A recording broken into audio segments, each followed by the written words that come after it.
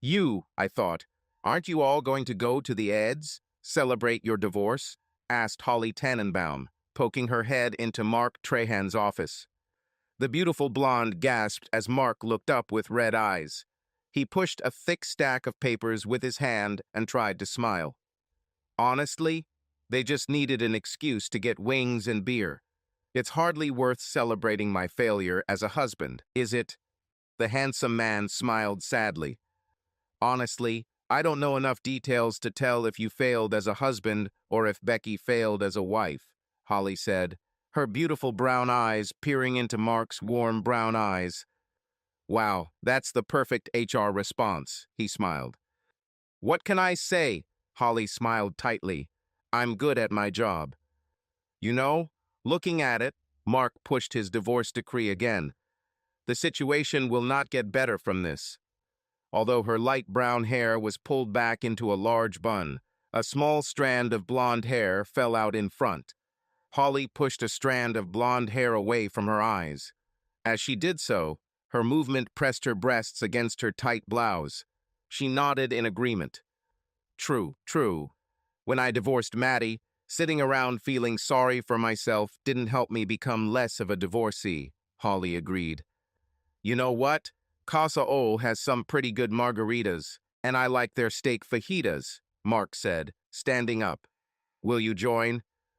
Holly was on the verge of giving up, but looked into his hopeful eyes. She raised one finger.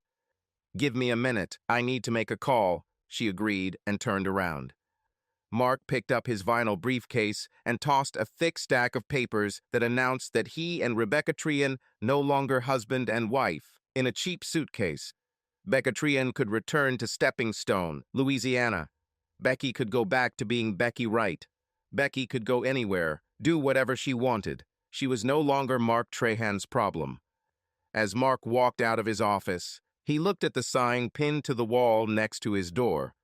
Marcus S. Trahan, and under his name, a brass plaque read Marketing Manager. Marketing Manager, Mom, Mark thought. Not bad for someone fucking stupid to tie their own shoelaces either. But how is your precious Irwin doing now? A rustle of clothing told him someone was approaching, and Mark turned. His jaw hit the floor and bounced several times as Holly approached him. This time she freed her long light brown locks from her strict bun and changed out of her nondescript business suit into a fluffy, tight red blouse with straps and a knee-length black skirt. In her 5-inch heels, she was almost as tall as Mark. Ready? Holly smiled, clasping his right hand with both of hers. Look, I hope you don't mind, but I'll feel a lot safer if we go in my car, Holly admitted as they walked out of the Boyd building and into the adjacent parking lot. HM? No, that makes perfect sense, Mark agreed as she led him past his Ford F-150 pickup truck. Me, is this yours? Mark stared at the 1965 Ford Mustang convertible. Holly agreed, opening the passenger door. Well, actually, it was my dad's car, but... And how did you manage to snatch the keys from him? Mark asked as Holly began to walk around the car. Mark walked in, reached out, and unlocked the door. It wasn't easy, Holly smiled sadly. Mark was astute enough to see that Holly didn't want to reveal how she came into possession of this classic car, so he didn't push for a conversation. She took them to a fancy Mexican restaurant, and they joined a small line waiting to be seated. Most of the visitors were like them, business people of St. Elizabeth, Paris, looking to start the weekend with spicy food and frozen alcoholic drinks. The line moved quickly, and within 10 minutes, they were seated at a table with menus in hand. Mark already knew what he wanted, but he still took a moment to see if they had added anything new to the menu. Margarita on Fridays, Mark read from the small listing leaflet on his menu. Blue, have you ever tried a blue margarita? No, and you? Holly smiled as the attractive red-headed waitress placed a basket of chips and a small cup of salsa in front of them. Mark ordered a 12-ounce blue margarita and frowned when Holly ordered mint tea without sugar. The waitress hurried away to pass on drink orders. Great, Now I'll feel like a drunk while you drink tea, Mark complained. Hey, aren't I driving? I ordered 20 ounces, Holly assured him. Maybe next time, okay? Okay, Mark smiled at the thought of next time with the blonde beauty. He nodded in satisfaction as the waitress placed the drink in front of him along with a glass of ice water. He picked up his glass and took a sip. Can I try? Holly asked after Mark had swallowed and nodded in satisfaction. Mark studied Holly's beautiful face as she took a graceful sip of his drink.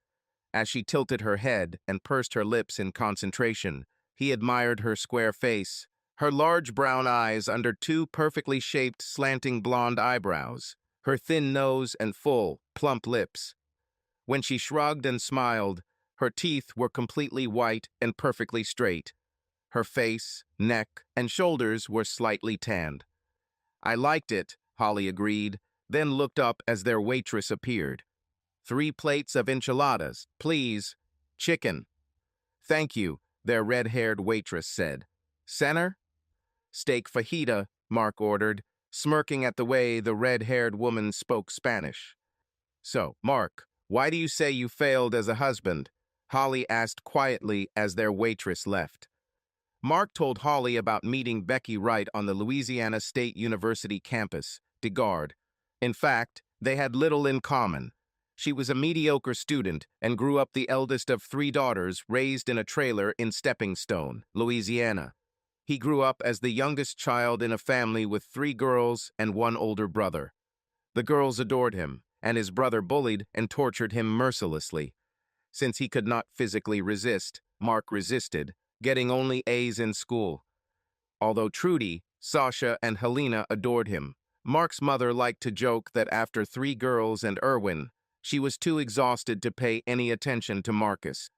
Friends and family laughed or nodded in understanding, but for Mark, being ignored or ignored by his mother was no laughing matter. Edmund, their father, was a good and loving man while he was at home. When Mark was 6 years old, his mother and father divorced, and Destrian I just stopped coming to him. And, Holly asked after a long silence. Excellent grades. Got all excellent grades, Mark confirmed. So, my roommate dragged me to this drinking party. We were there for 10 minutes, and this cute girl walked right into me, spilling my beer. Works every time, Holly giggled. Do you know how many nice guys I met this way in Connolly? Mark laughed out loud at Holly's confession. Their food arrived, and Mark told Holly about Becky's desire for a diamond engagement ring. You know, this was something she could show her mom and her sisters and all her friends at Stepping Stone, Mark said, sighing with pleasure as he tasted the juicy steak fajita. Were you at the engagement ring stage at the time? Holly asked. I think so, Mark shrugged. I mean, she was the first girl who didn't want to know everything about Erwin, didn't spend all her time staring at Erwin, watching his every move. No, Mark.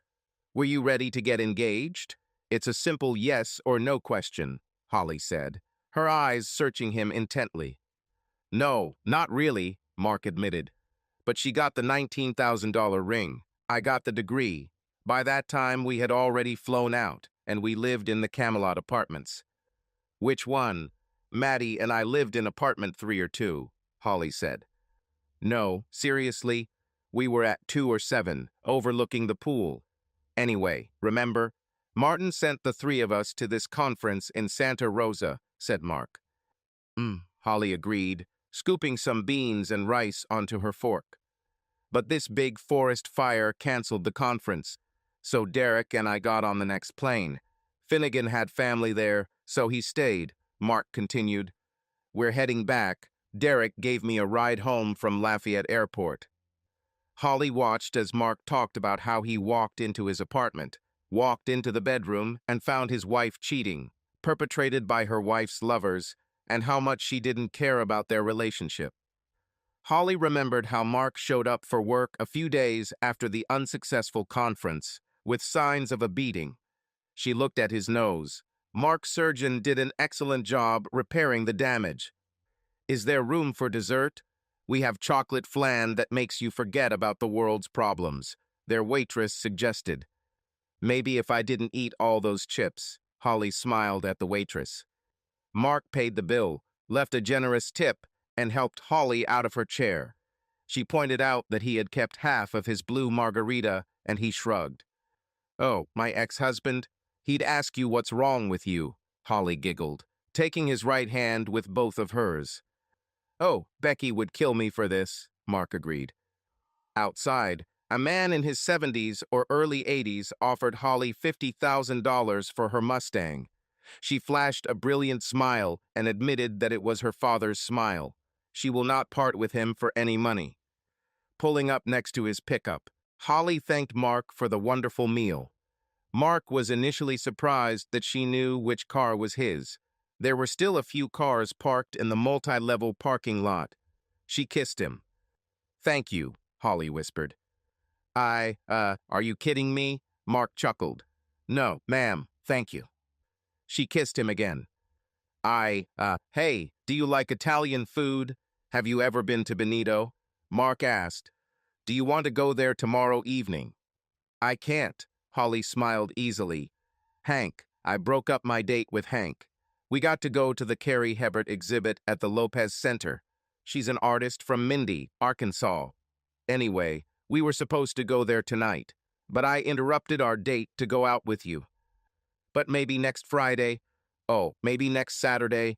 Think about where the three of us can go, all together, okay? Said Holly. You, me, and Hank, okay? Yeah, Mark agreed, closing the door of his pickup truck. Hey, Mark, come on. You didn't ask her to break up her date with her boyfriend. Mark consoled himself as he got into his truck. Damn, you didn't even know she had a boyfriend. Mark continued his thoughts as he started the car. But damn, this Hank is one lucky freak, huh? Mark said, remembering Holly's kiss. Mark winced as he walked from the parking lot of his apartment complex towards his apartment. Outside, two plump women were swimming in the complex's overly chlorinated pool. Mark wondered who would have the nerve to sell plus-size bikinis. As he closed the door to his apartment, he wondered who would have the nerve to buy plus-size bikinis. Well, apparently these two did, Mark said, wincing again, and then parodied the Guns N' Roses song Paradise City. Oh, take me to Cellulite City, where the hips are wide and the girls are ugly. Opening his briefcase, Mark saw the legal documents again. He wondered what Becky was thinking when she received those papers. Then, pushing thoughts of his wife, his ex-wife, out of his mind, Mark thought again about the beautiful Holly Tannenbaum. On Monday morning, as Mark prepared a cup of green tea with a heaping tablespoon of local wild honey, several Boyd Investment Group employees watched as Holly peppered Mark with chatter about the Carrie Hebert exhibit. Powerful and provocative were the words Holly used most often. Mark noticed that Holly never used the word beautiful. Well, I suppose some of them are beautiful in their rugged simplicity, Holly said thoughtfully.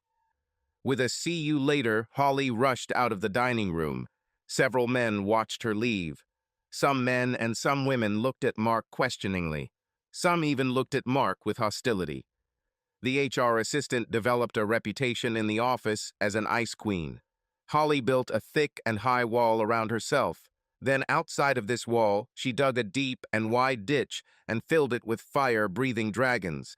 Several men dared to ask a beautiful young woman out on a date, but were politely but firmly refused. Those who did not take no for an answer were no longer employed by Boyd Investment Group. At 4 o'clock, Holly looked into Mark's office. He looked up from his handwritten notes and smiled. She answered him with a warm smile. Some people ridiculed Mark for starting to write his notes by hand instead of typing them on a computer. But Mark claimed that it helped him organize his thoughts into clear, coherent ideas and plans. Do you like red beans and rice? This is Hank's cooking. Today is Monday.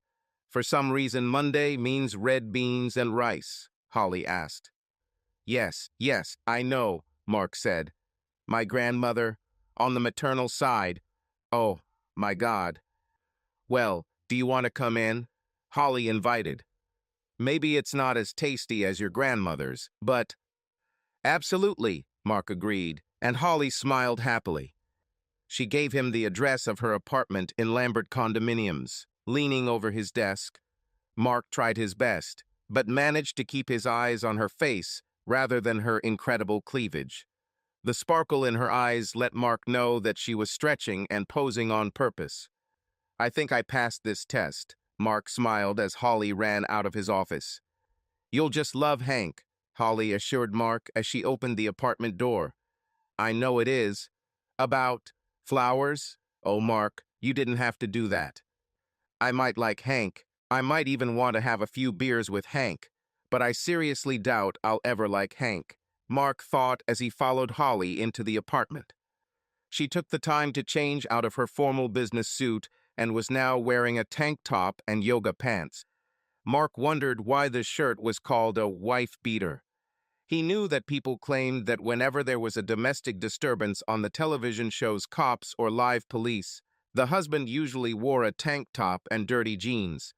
But Mark has seen just as many NASCAR t-shirts, torn flannel shirts, and torsos shirtless appearing on these shows. He followed Holly around the corner and stood in the brightly lit room, handing her a vase of flowers he had bought at the grocery store. Burns Here Burns Groceries. Look, Hank, he brought us flowers, Holly said. And some ice-cold St. Lager. Elizabeth, Mark said. Oh, look at them. They are beautiful, Mark heard an enthusiastic musical voice. Entering the kitchen, Mark saw a beautiful young woman at the stove. Her long blonde hair was streaked with brown streaks that most people called dirty blonde. She also wore yoga pants and a tank top. She appeared to be the same height as Holly and looked very similar to Holly, with slightly darker skin and a rounder face. Her eyes were a dark chocolate brown. His mother would have called them doe eyes. You said you brought beer? Hank smiled at Mark. Yes, St. Elizabeth. I hope you like it, said Mark. I know a lot of people drink. Gratchly, but I think it's pretty disgusting. Holly just couldn't keep quiet about you all weekend, Hank said as she served the food. Did she talk about me? Mark asked with genuine surprise. Yes, she was talking about you, Holly said, placing her hand on his forearm. But now that I see those eyes, who can blame her, said Hank. They ate in the dining room. Mark thought he looked like a pig finishing his second helping of cookies. A woman likes it when her man appreciates her cooking, Hank said. Her man, Mark wondered as Hank and Holly cleared the table. Mark, what are you drinking coffee? Holly asked. Yes, just decaf, Hank shouted from the depths of the narrow kitchen. 2 spoons of cream, 1 of sugar, said Mark. Hank made butterscotch cheesecake. Oh my God, I'm getting fat. It's all her fault, Holly gushed, carrying a tray with 3 mugs of coffee. Olive, is that you? Mark asked, reading the inscription on the ceramic coffee mug. About. This is so unexpected, but I love you too, Holly teased. Eh? Oh, Mark asked, then smiled widely. Olivia, I love you, sweetheart. A moment later, Hank entered the dining room with 3 plates of cheesecakes on a tray. Mark, see how I'm attaching a gun to her head, Hank smiled. See how I make her eat it. Like I could say no, Holly complained. Oh my God, this is so good, Mark raved. There was a hint of tartness. Mark was willing to bet that Hank added sour cream to the creamy filling. But the rich toffee offsets the tart, creamy sweetness. Without that sour cream, it would be too rich, Mark said out loud. That's right, Hank agreed. Well, we had plans for this evening, Hank said, taking Mark's empty plate and mug. So, we're kicking you out, Holly admitted, picking up her plate and mug. But I'm really glad you came, Hank said, standing in the doorway of the dining room. She's waiting for a goodnight kiss, Holly whispered loudly to Mark. Hey, Holly, maybe he doesn't want to kiss me, Hank suggested, blushing deeply. Mark smiled and rose to his feet. He had lived with his older brother's ridicule, posturing, and bullying for years, and he knew full well that physical wounds healed much faster than emotional ones. Even if he wasn't attracted to a beautiful, sexy young woman, Mark would do everything he could to avoid hurting her feelings. But he was actually very attracted to his roommate, Holly. He was almost as attracted to the beautiful Hank as he was to the gorgeous Holly. I was trying to think of a way I could get a kiss from you, Mark said to Hank. You know, a kiss and not look like a jerk in front of Holly. He kissed Hank. Good night. Thank you very much for the invitation. Good night, Hank whispered, then turned and ran up the stairs. Mark watched Hank run up the stairs. The yoga pants were sheer. I knew you'd like her, Holly said enthusiastically, joining Mark. I'm so glad you came, Holly whispered at the door. Me too, Mark agreed. Holly kissed him. She smiled. Good night, and gently pushed Mark out of the apartment. At work on Tuesday morning, the usual crowd in the break room watched as Holly enthusiastically greeted Mark. The same group was confused when Mark and Holly sat down to lunch together. Mark found it amusing to have colleague after colleague pop into his office all day and then nod in approval. By Thursday, several people had dared to ask Mark about his relationship.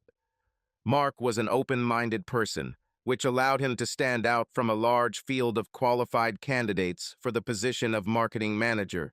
Martin Boyd himself was the last person to interview him, and he liked Mark's honest answers.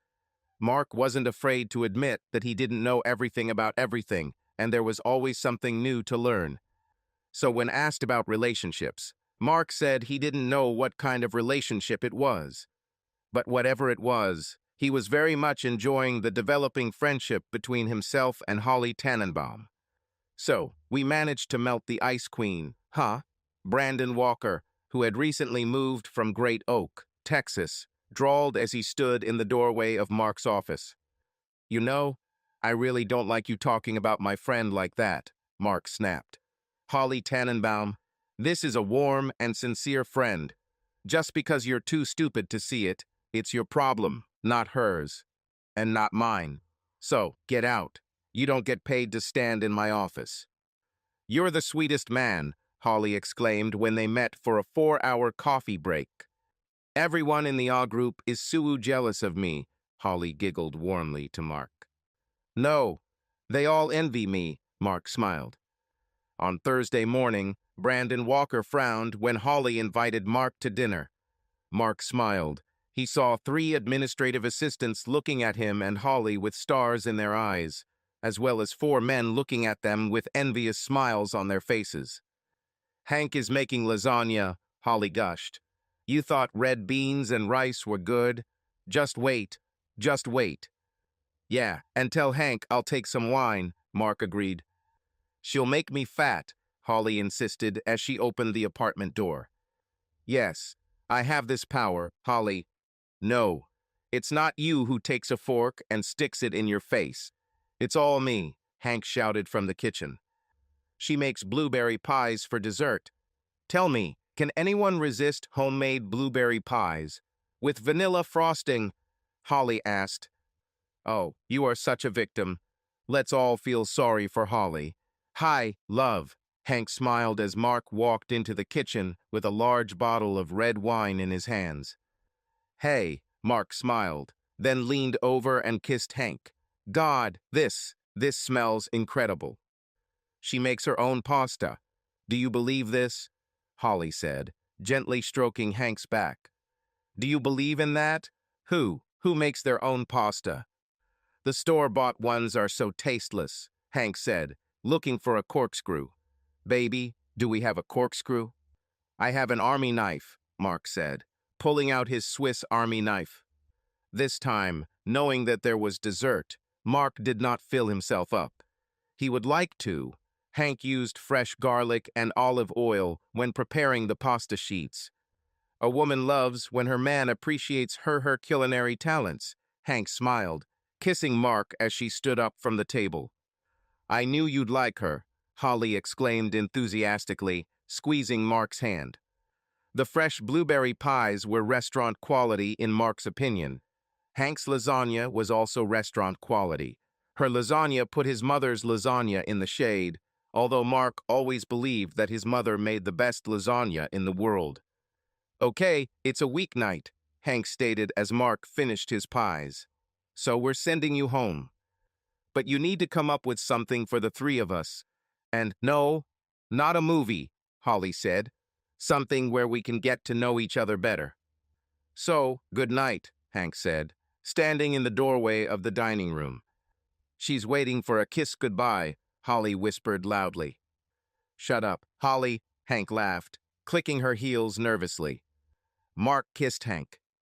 "Good night," Hank said, and then jumped up the steps. "I think she likes you," Holly chuckled cheerfully as she walked Mark to the door. "And I know that I like you," she whispered and kissed him. Holly gently pushed Mark out of the apartment. Three of them fit in his pickup truck, and he drove them to the Hop Kim Chinese restaurant. The trio had fun eating with chopsticks and trying each other's dishes. They then went to the Courtyard bowling alley near the Courtyard Mall in Pin Oak, Louisiana. Holly hadn't bowled since she was a teenager, and Hank had never picked up a pin. Bowling was a great sport for three people to get to know each other. This fostered friendly competition and genuine applause and support. They played in alphabetical order. First Hank, then Holly, with Mark in last place. "My mother was a beautiful blonde who loved my father, me and my sisters with all her heart," Holly said, then applauded Hank's lucky shot. "She never said, and my dad never said, but the reason they got divorced was because my mom loved women," Holly said, then walked up to the bowling alley. "This is fun," Hank giggled happily. "Yes, bowling is a place where no one orders you to be quiet," Mark opined. "Ha, beat it," Holly grinned as she managed to knock down 5 pins. Mark smiled and picked up his bowling ball. Since the sports complex was only a few months old, the paths were still quite slippery. The shoes were quite hard, and the balls were not chipped and worn.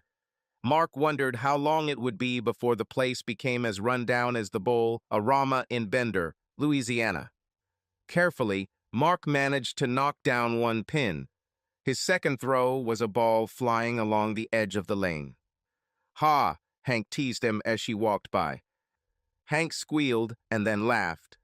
Holly smiled as he sat down next to her. "I saw your office," Holly reminded him. "HM, this is cute." "About. Hey, I've never seen your office," Mark said. "And I saw all those bowling trophies on your shelf." Holly giggled and kissed him. Holly told Mark about how one morning she lost her beautiful, wonderful, loving mother in a terrible car accident. Holly had just recently begun the frightening and uncomfortable transformation from awkward girl to young woman. Holly really needed her mom. "I mean, Daddy married Miss Wendy. There was never any doubt that she loved us girls," Holly said. "Next time, Hank, you'll do better, love."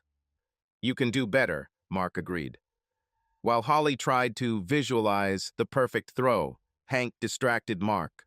Mark somehow managed to get up and play, knocking down 5 pins. High school, college, and then finding out Dad had cancer, Holly said, "I really needed my mom." Holly told Mark about Roger's battle with cancer, but ultimately lost her battle. And in the midst of all this chaos, she met Matty Goldman. "He made me laugh. He always seemed to know what to say," Holly muttered. Valerie, Holly's mother, made sure that Holly, Alexandra, and Kendra never wanted for anything. Valerie was very rich, thanks in part to her father's estates. Smart investments and smart estate planning have increased Valerie's wealth. Miss Wendy inherited half of Roger's fortune. After all, she was his wife. But the remainder was divided into 3 parts between Holly, Alex, and Kendra. As the oldest, Holly received first choice from her father's classic car collection. "I was with him when he bought that Mustang," Holly whispered. "I told him it's my car." "And now it's your car," Mark said. "See this? Eh? Do you see this?" Hank screamed. "I got 7. See? You're getting better at this, Mark praised as a happy Hank sat down next to him. Did she talk about me? Asked Hank. Holly's squeal alerted them that she had accidentally gotten a spare. Hank hugged the girl. It's called a strike, right? Holly was delighted. Right? Did I get a strike?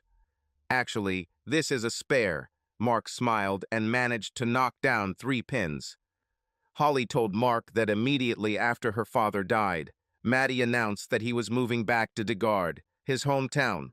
Holly felt real panic. She had just buried her father, she had no mother, and now her boyfriend, her support system, was gone too. In desperation, Holly proposed they get married. Luckily, Matt agreed. However, Holly was not completely ignorant and insisted on a prenuptial agreement. Damn, we're going to be together forever. Fit whatever you want into it, Maddie smiled. Forrest Maynard, one of Roger's associates, helped Holly and Maddie draw up an agreement. Seeing Maddie's eyes constantly shifting to Cindy, the firm's beautiful and highly educated secretary, Holly made a last-minute addition regarding the adultery.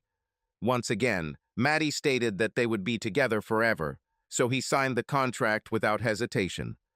Maddie rented an apartment at the charming, upscale Camelot Apartments in Bender, Louisiana. 2 months later, on a beautiful Saturday in May, Holly became Mrs. Goldman. The couple honeymooned at Marina del Grande Aqua, a small, quiet villa on the west coast of Mexico. Holly didn't even think to ask how they could afford such an extravagant honeymoon. Until Holly's wedding night, they had never made love.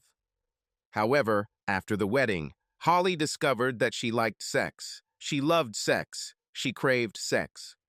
Are you going to play?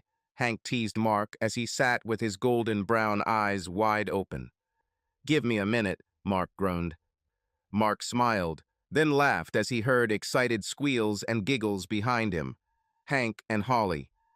Returning home to a beautiful and spacious apartment, furnished with exquisite, expensive furniture that Maddie had chosen, Holly discovered that they were almost 3 months behind on rent, and O'Neill threatened to take away their furniture. They just received notice from St. Elizabeth Utilities. Then the bill for their honeymoon arrived. And of course Maddie didn't have a job, Holly muttered. Oh, he was looking. Well, he said he was looking. What about him and his buddies Woody and Ricky? They met at night. They had a business that was going to make millions. The 3 men met at Holly's apartment in Camelot. Maddie rented an apartment in her name, snacked and drank every drop of alcohol he could get his hands on, while strategizing how to penetrate the market, discussing securities, and discussing labor-intensive organizations. Holly first tried to reason with Maddie. They had no product, no service, no viable commodity. After being told to mind her own business several times, Holly was confronted by Woody, Ricky, and Maddie, armed with receipts for the massive amounts of food and alcohol they had consumed in the last 2 weeks alone. Holly asked when she could hope to recoup her investment in RWM Strategical Management, Limited. Oh, I see. So never, Holly said after Ricky's rambling and nonsensical explanation of their mission statement. So, next RWM meeting, it should be at your house, Ricky. That's when Holly learned that Ricky's wife wouldn't let Ricky drink. Woody still lived at home with his parents, and his parents believed that Woody was clean and sober and attended and na meetings on the nights he was actually at Maddie's apartment. Their first fight as husband and wife occurred when Holly blocked her loan. The second argument occurred when Holly refused to allow Woody and Ricky into her apartment. We are on the threshold. Months of planning are about to bear fruit, Maddie said seriously. Then meet at the library, meet at Jitters, meet in the dumpster behind Casa Ole, Holly barked. But you and your buddies don't meet here and eat my food and drink my booze. Oh, okay, Matt, Ricky chuckled. I think we know who wears the pants and who wears the panties in this marriage. When the apartment manager told Holly that the 6-month lease was almost up, Holly decided she wouldn't renew. Maddie whined, begged, threatened, and sulked. Holly told him he could renew the lease at any time. In his name, not hers. Maddie stated that there was some kind of misunderstanding. He was constantly mistaken for another Matthew Goldman, so his credit rating was in the toilet. Holly was adamant. Maddie objected to moving from a prestigious, upscale apartment to one wide trailer in Kimball, Louisiana. Holly simply told him she was moving, and since the furniture was in her name, she moved with it. Maddie's mother and father were still alive, still living nearby in Bender, Louisiana. Maddie could live with them if living in a trailer was so disgusting to his sensibilities. "I love Daisy Upchurch," Holly giggled. "The women in the trailer park called her DK, and I was like, what are you all talking about? Her name is Daisy Upchurch. Shouldn't you call her Yes?" The women at the trailer park called a rather attractive woman in her 40s DK, which means door handle. According to one woman, every boy in the trailer park took part, except for her precious boy, of course. 2 days after her 21st birthday, a birthday Maddie had forgotten about, Holly returned home from work at Boyd Investments to find her husband cheating with Daisy Upchurch. Maddie's triumphant grin turned to a frown when Holly wasn't upset. His scowl turned to apprehension when Holly reminded him of the prenuptial agreement they had signed. Is that us?" "It was in Texas," Maddie said. This is Louisiana. Louisiana is under the Napoleonic Code, so a prenuptial agreement is not valid in that state." Penny Jones from Richards Film and Jones burst out laughing when Holly told her about Maddie's claims. After reviewing the document, Penny and Holly drafted a petition to dissolve the marriage between Matthew Goldman and Holly Tannenbaum. A lawyer, Maddie, Parker Johnson, was furious when he learned that Holly received an inheritance from both her mother and father before the union. The 50% Maddie could hope to earn was 50% of the bills he managed to pay. As far as Daisy Upchurch was concerned, the afternoon date was nothing more than a stress reliever. But it wasn't love, and Matthew wasn't allowed to move into her trailer. She had to think about her little daughter. Maddie returned home to his parents. This move ends any hopes that RWM Strategic Management, Limited, will someday become a viable corporation. The Goldmans fiercely despised Ricky and banned the arrogant young man from their home. "Okay, tough guy," Vernon Goldman told his son after Maddie's second month under their roof. "At your place, you have 2 weeks. 14 days right now to find a job, a stable, paying job, not some pipe dream sold to you by that damn user Ricky Hebert. Real work." "I'm looking," Maddie lied as he munched on a large bowl of frosted flakes. "Well, stop waiting and start looking. 14 days or you'll have to find another place to live," Vernon said. Would you put your son out?" Maddie gasped in shock. "What? We give birth to you, feed you, send you to school. You're finally getting married," Shirley Goldman said, standing behind Vernon. "Hey, our job, ready." Holly was unmoved when Maddie told her that he had managed to find a paying job at a professional dry cleaner. Although his chronic unemployment caused him trouble, the reason for his divorce was his infidelity, not his lack of ambition. "Your turn," Hank told Holly after 2 throws. Holly was delighted when she managed to knock down 3 pins on the first throw and 3 more pins on the second throw. Mark, Hank, and quite a few men enjoyed Holly's little happy dance. Mark smiled sympathetically, and then Hank applauded, which succeeded in knocking down 7 pins. But after the Watsons left, the Michaels moved in. Holly continued her story. "Hank, how many of you were there?" "Me, my mom, 3 sisters, and don't do anything wrong, Danny," Hank shrugged. "Don't do anything wrong, Danny?" Mark asked, grinning as he thought of his older brother Erwin, the little angel in their mother's eyes. Erwin knew this and probably took advantage of their mother's beliefs. Hank responded to Mark's smirk as she leaned against him. Holly saw a new family move in. A couple of days later, when it was time for them to settle in, she came next door and introduced herself.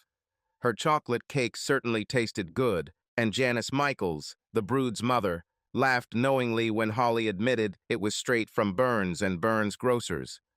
"I mean, I know where the kitchen is," Holly said. But cooking is not my forte. Well, sweetie, who looks like yours? Janice said. I'm almost sure that most men are ready to ignore it. One Friday, after a long week of work, Holly came home and saw Henrietta, the eldest daughter Michael, sitting outside and listlessly drooping feet off the edge of the small veranda in front of his trailer. The 18-year-old girl returned the friendly gesture to Holly. On a whim, Holly walked over and asked Henrietta what was going on. Nothing, Henrietta admitted. Is it true? I mean, shouldn't you be at Kimball Academy? You're going to Kimball, right? Isn't Kimball having her spring dance tonight? Holly asked. Uh-huh, Henrietta admitted gloomily. So why aren't you dressed and ready to go? Holly asked. Miss Holly? Am I fat? Henrietta pointed out, pointing at her plump body. Yeah, you weigh a couple pounds more than most people would consider acceptable, Holly shrugged. But this face, and oh my God, those beautiful eyes. So, when do you plan to get ready? Miss Holly, no one asked me, Henrietta admitted sadly. Well, their loss is my gain, Holly smiled, helping Henrietta to her feet. Holly told Janice that she and Henrietta were going to spend the night. Scary movies, frozen pizza, ice cream, staying up late. Janice said Henrietta could stay at her house. So, what's your favorite pizza? Please don't say mushrooms. Mushrooms are so disgusting. Maddie loved mushrooms, but I can't stand them, Holly said as she and Henrietta drove to Burns and Burns Grocers. He always said, take them off, but you can still taste them. They took with them a frozen pizza and a large jar of Burns and Burns brand orange sorbet, Henrietta's absolute favorite. Holly smiled sympathetically when Henrietta revealed that she never got to eat it because Burns and Burns was Danny's favorite food. Miss Holly, what do you like? Henrietta asked as they pushed the stroller through the grocery store. Whatever, Holly shrugged, not wanting to admit that Rocky Road was her favorite. And Henrietta, please stop calling me Miss Holly God. Do you know how old I feel? She picked up several packages of Burns and Burns Supreme Cinnamon Rolls. Holly didn't joke with Janice about her lackluster cooking skills. In the beer and spirits department, Holly picked up an Artigas tequila. Henrietta quietly asked if they could get a 6-pack of beer. Gratchly, and Holly put him in the buggy too. Now, first things first, Holly said when they returned with the trailer.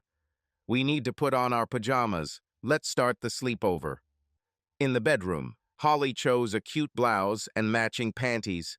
Without hesitation, she took off her day clothes and put on her pajamas. With 3 sisters and a mother, Henrietta didn't hesitate to take off her shorts, t-shirt, and faded bra. She put on her No. 5 Garrett Hartley New Orleans Saints jersey and raced along with Holly as they ran into the living room. Have you ever seen The Ring? Holly asked, pressing the buttons on the TV remote control. Isn't this Cartoon Network or football? Said Henrietta. Holly made them pineapple juice, orange juice, and a tequila drink. The beer still wasn't cold enough. Then, huddled together under a woolen blanket, they began to watch a horror movie. 40 minutes later, Holly began preparing one of the pizzas. On the stage at the well, Holly and Henrietta screamed and grabbed each other. The final TV scene caused more screams, and they clung to each other. Holly turned on Ring Hash 2, and they drank ice-cold beer. As Henrietta put down the empty beer can, Holly put down 2 large bowls of orange sherbet. Shivering from the cold, they huddled together under a fleece blanket in the dark living room. And at the end of the second horror film, Henrietta kissed Holly. All my life, I knew I was my mother's daughter, Holly told Mark. Do you like women? Mark concluded as he looked into Holly's brown eyes. Both women and men, Holly admitted, then rose to her feet. When Miss Holly came up to introduce herself, Hank continued the story. I wanted to hate her. How can you be so beautiful and not be a bitch? In the weeks that she lived next door to the beautiful Holly Tannenbaum, Henrietta noticed that Holly's smiles and greetings never changed. Henrietta never noticed that hidden trace of hostility that she always noticed emanating from the queen bees and their docile drones. Holly seemed like a truly warm woman.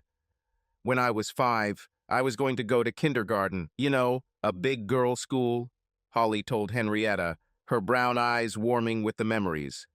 My mom sat me down and told me she was so proud of me, her big girl, and she just knew that I would be the most beautiful little girl and the smartest. Valerie impressed Holly, smart or not, beautiful or not. Making fun of others was never acceptable. Some kids would be fat, but it was wrong to laugh at them. Some children may not know their abcs, but instead of laughing at them, Holly should try to help them. I miss my mom, Holly admitted to Henrietta as they sat on the steps outside the Michaels trailer. She sounds like an amazing woman, Henrietta agreed. Watching terrifying films was exciting, frightening, and confusing for Henrietta. Her friends were crazy about Clay Craggle, Kincaid Bridges Roberts, and some other popular boys. They were all jockeying for positions on Ashley St. Martin's periphery. Henrietta didn't understand the appeal of any of the flighty, pretentious, and selfish people in the upper clique of Kimball Academy. When you remove the outer shell from them, you will be left with nothing, Henrietta thought, looking at her ruling friends. But as she sat next to Holly Tannenbaum, Henrietta thought she might finally understand how her friends felt when they missed one boy or another. The fact that Holly was not a boy confused and frightened Henrietta. Unable to bear the conflicting thoughts and emotions any longer, Henrietta acted on her feelings. She kissed Holly, and Holly kissed back. They made love. But after we made love for the first time, Holly cooed into Mark's other ear. I started calling her Hank. She's just not Henrietta, is she? Mark stammered. Your turn to play, Holly giggled slightly at him. Mark threw 2 balls. The first release into the gutter was unintentional. The second ball into the gutter was deliberate. He then sat down as a giggling Hank rose to her feet. What did she tell you? Holly asked. 9. I have 9 of them, Hank screamed. I think this is our last time, Holly said, rising to her feet. Finish, Mark said, hugging Hank as she hugged him happily. I have 9, Hank sang as Mark laughed. Did you have fun? The older woman asked as Mark returned their shoes to the counter. Yes, ma'am, we certainly are, Mark agreed. That chef, Milt Duhan. He'll be at Bricks in Jazz Beach tomorrow, Hank said, suddenly nervous when Mark started the truck. Oh, yes, Mark asked. Yeah, he's going to bake an apple pie, Hank said. For every pie he sells, money goes to the St. Elizabeth Animal Shelter. Would you like to come in for coffee? Hank blurted out. Me, Hank, you, are you sure? Holly asked out of breath. Holly was very happy.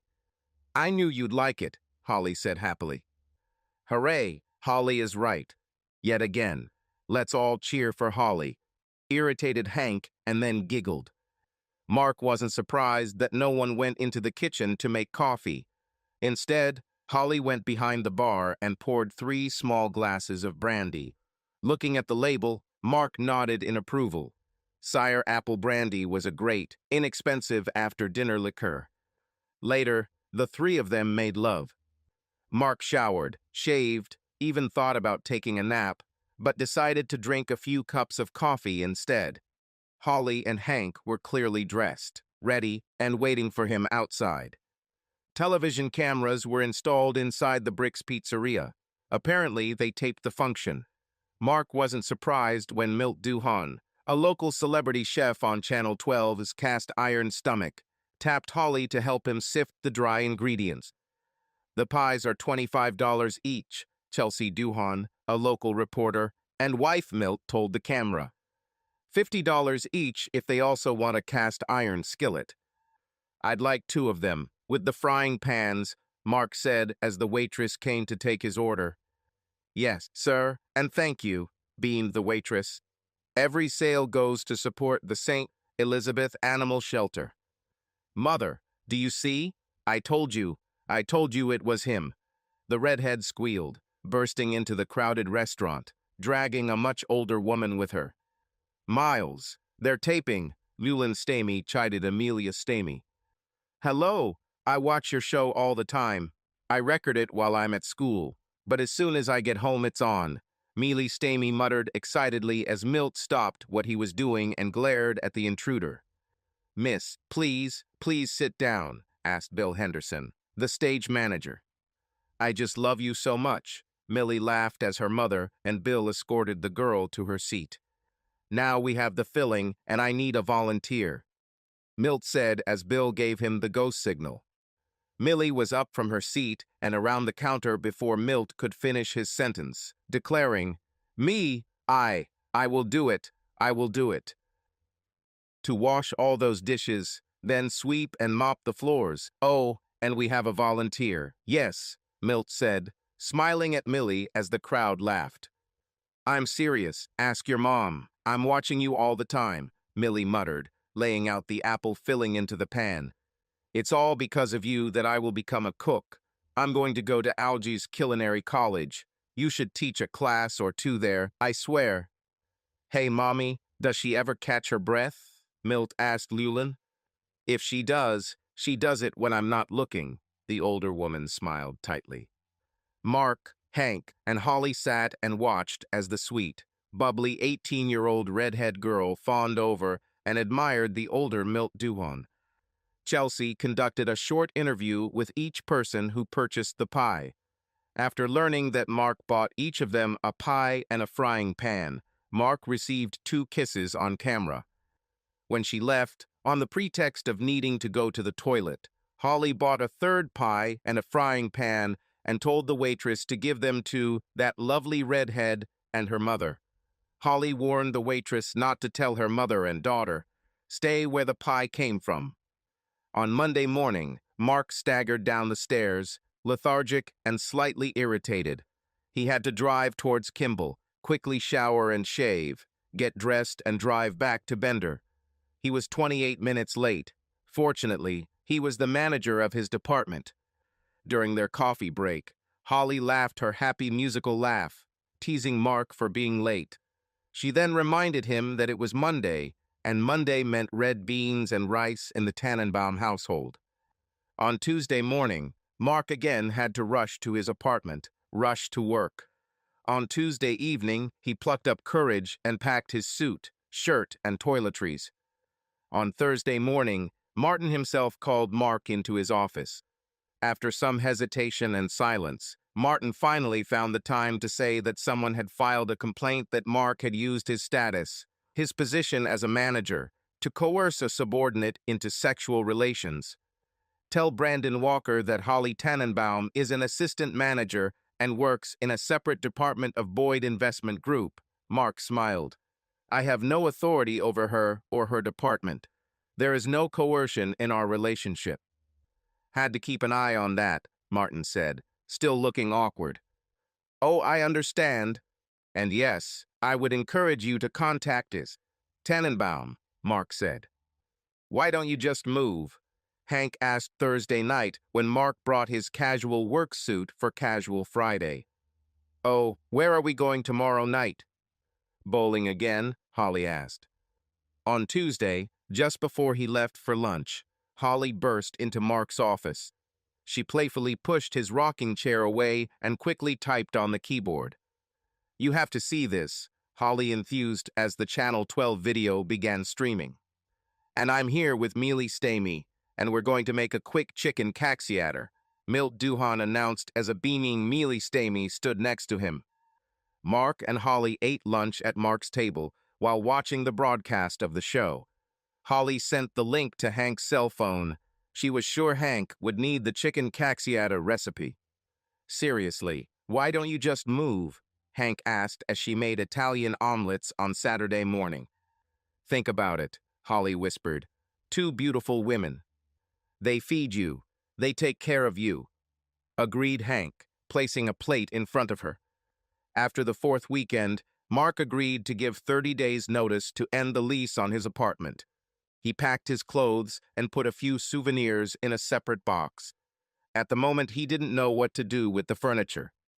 You know, I bet Charmaine would love this table, Mark thought. Charmaine Hebert, Mark's cousin through his mother's unmarried younger sister, was only too happy to come and pick up a table and 6 dining chairs, as well as a living room set of a couch, an armchair, a coffee table, and 2 brass lamps. What about a bedroom set? Mark asked the beautiful, plump 18-year-old girl as her 2 male friends helped her. The bed isn't big enough, Charmaine smiled. Yes, one of the awkward young men smiled. Oh, Mark said, and then gasped at the looks that Charmaine and the 2 young men exchanged. If you weren't my relative, I'd tell you there's room in our bed, Charmaine admitted. But we're related, Mark hastily reminded the beautiful brunette.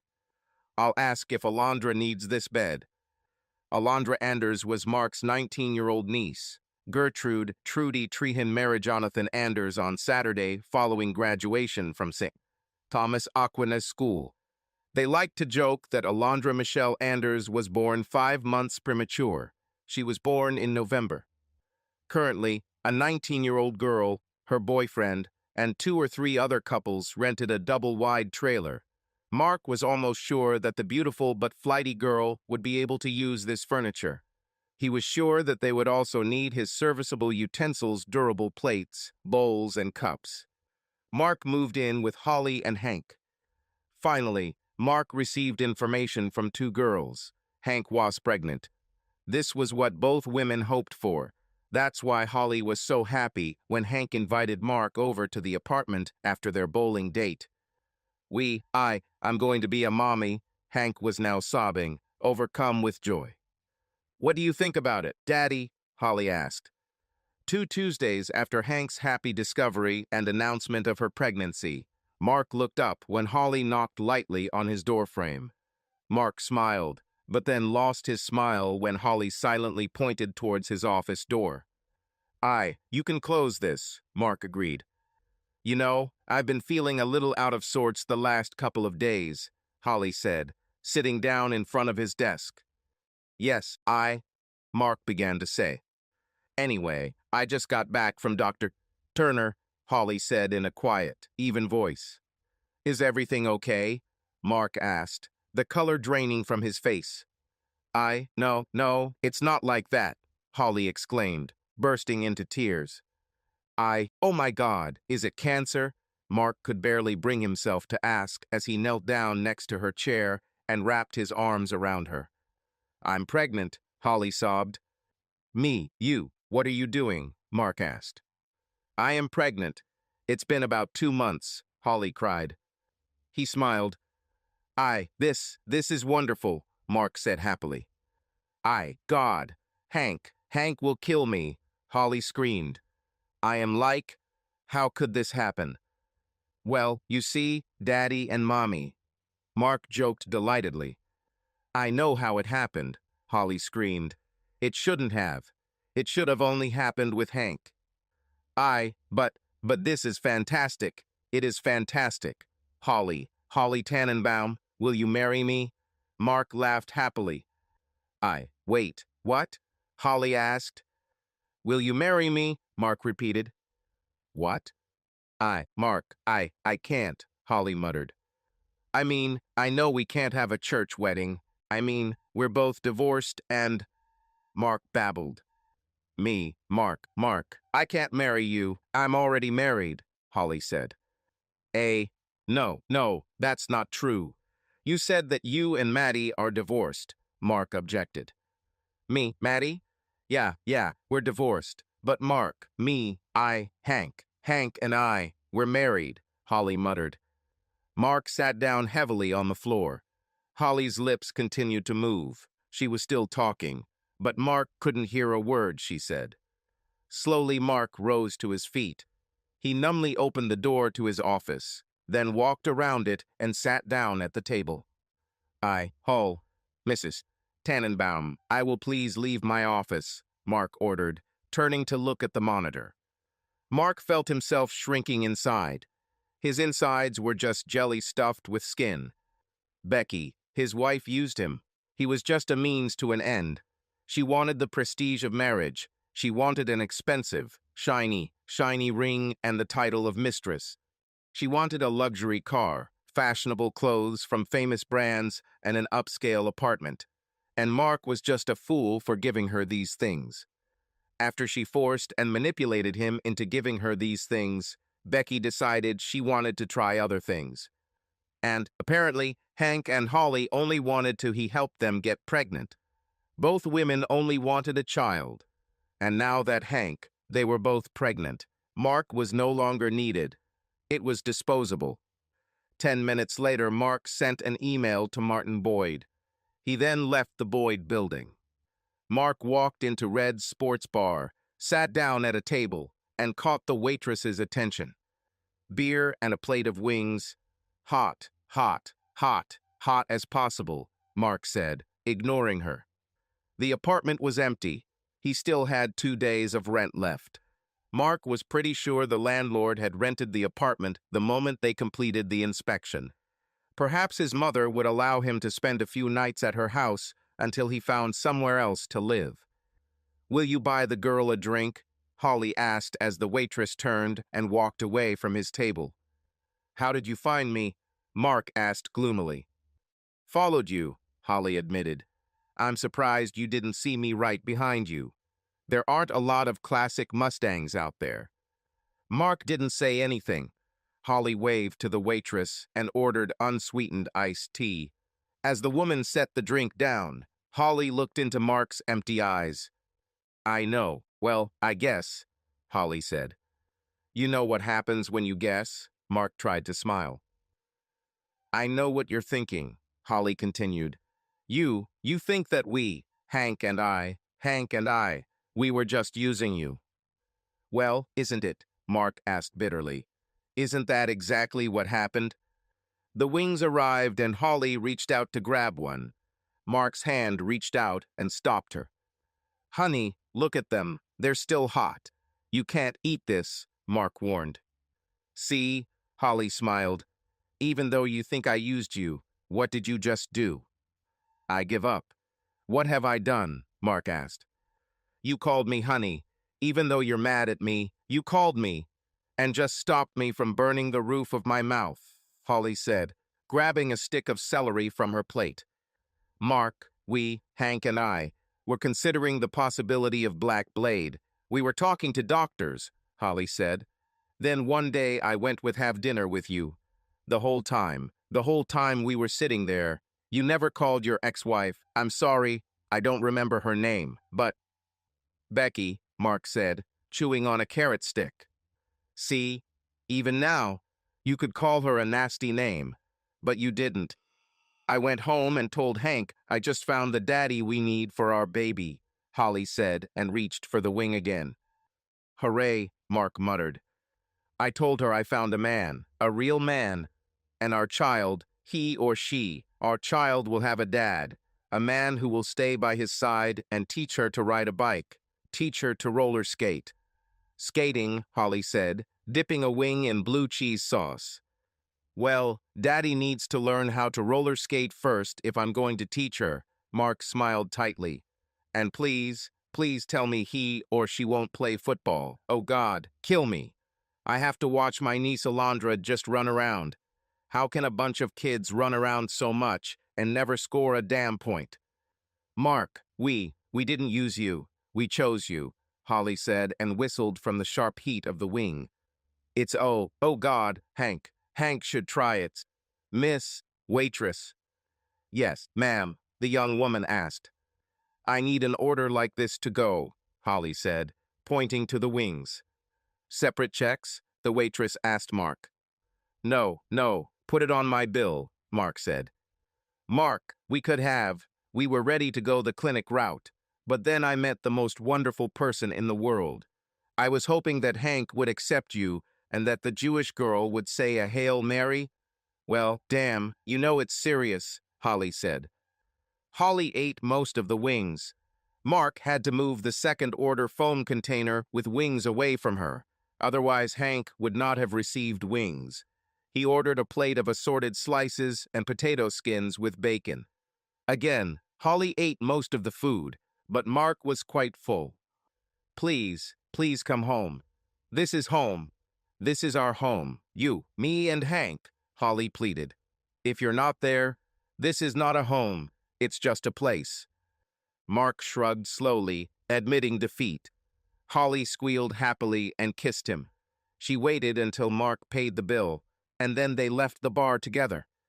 I'll take, Holly said, reaching for the takeout box. No, Mark smiled. I'll make sure Hank gets it. Oh, but she's not going to eat them all, Holly coaxed. What she won't eat, I will eat, Mark said, pressing his truck's door lock fob. Hey, Mark, Holly asked, standing next to her Mustang. Yeah, Mark asked, looking over the back of his truck. We love you, Holly promised. Subscribe to our channel so that your second chaff doesn't cheat on you, and go ahead and listen to the next story, because this story is nothing compared to the next one. If you're under 18, don't even think about listening to the next one. Listening to the next one. Listening to the next one. Listening to the next one. Listening to the next one. Listening to the next one. Listening to the next one. Listening to the next one. Listening to the next one. Listening to the next one. Listening to the next one. Listening to the next one. Listening to the next one. Listening